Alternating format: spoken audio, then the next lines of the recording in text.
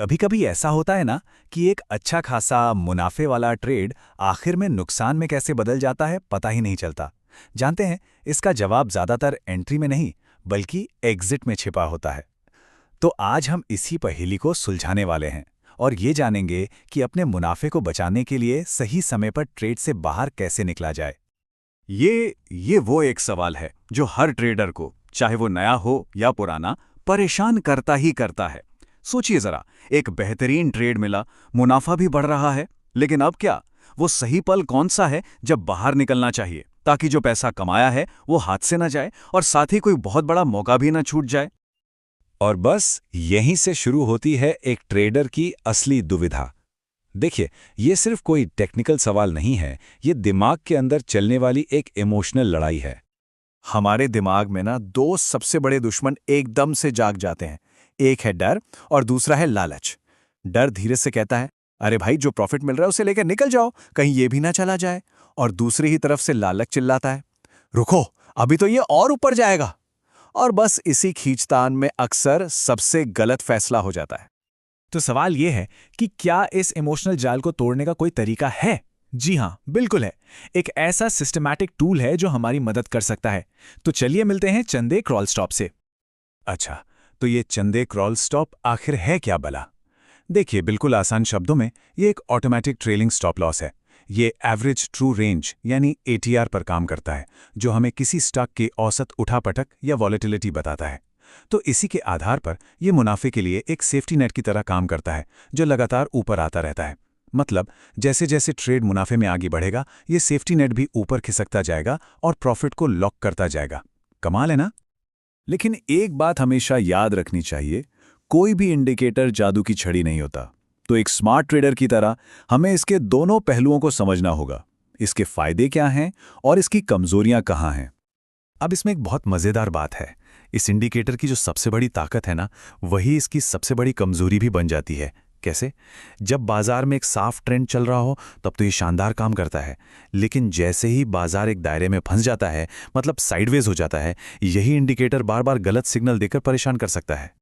तो चलिए पहले फायदों की बात करते हैं। सबसे पहला, ये एक बहुत ही मजबूत ऑटोमेटेड ट्रेलिंग स्टॉप लॉस है। दूसरा, ये मुनाफे को लॉक करता है ताकि एक अच्छा चलता हुआ ट्रेड नुकसान में न बदल जाए। और सबसे जरूरी, ये डर और लालच वाले इमोशंस को ट्रेडिंग से बाहर कर देता है।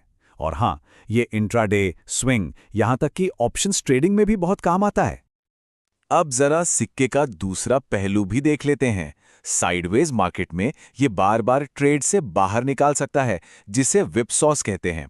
मतलब स्टॉप लॉस हिट हुआ और कीमत वापस फेवर में चली गई। ये याद रखना भी बहुत जरूरी है कि ये एंट्री के लिए बना ही नहीं है।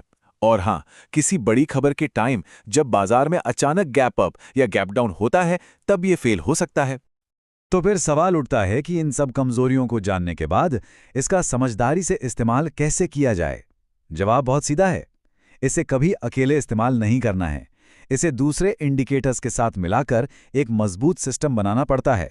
चलिए देखते हैं कैसे। यहां एक बहुत ही सरल लेकिन असरदार स्ट्रैटेजी है। स्टेप नंबर 1, एंट्री के लिए सुपर ट्रेंड का इस्तेमाल करें। जैसे ही सुपर ट्रेंड ग्रीन हो, एंट्री बनती है। स्टेप नंबर 2, कंफर्मेशन के लिए आरएसआई को देखें। आरएसआई 50 से ऊपर होना चाहिए, जो मोमेंटम दिखाता है।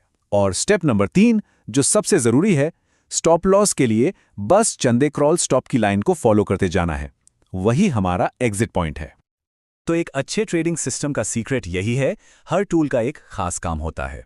एंट्री का सिग्नल देने के लिए सुपर ट्रेंड या ईएमए जैसे इंडिकेटर का इस्तेमाल करें। मोमेंटम की पुष्टि के लिए आरएसआई को देखें। और जब एग्जिट करने या मुनाफे को बचाने की बारी आए, तो ये काम हमारे आज के हीरो यानी चंदे क्रॉल स्टॉप पर छोड़ दें। तो इसे कहां इस्तेमाल करना सबसे सही रहेगा?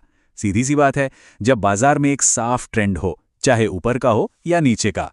ये बैंक निफ्टी और निफ्टी जैसे इंडेक्स पर बहुत अच्छा काम करता है, और उन स्टॉक्स पर भी जिनमें तगड़ा मोमेंटम हो।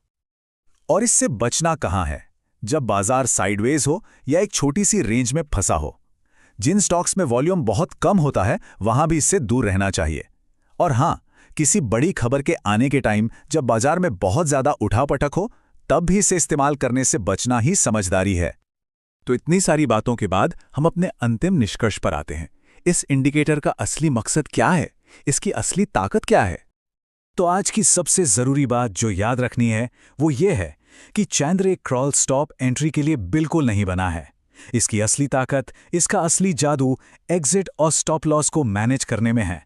जब इसे सही स्ट्रैटेजी के साथ इस्तेमाल किया जाता है तो ये मुनाफे का सबसे अच्छा दोस्त बन सकता है। तो अब एक सवाल के साथ इस चर्चा को यहीं खत्म करते हैं। अपने अगले ट्रेड में ज्यादा ध्यान किस पर रहेगा, एंट्री पर या फिर एग्जिट पर? इस पर सोचिएगा जरूर।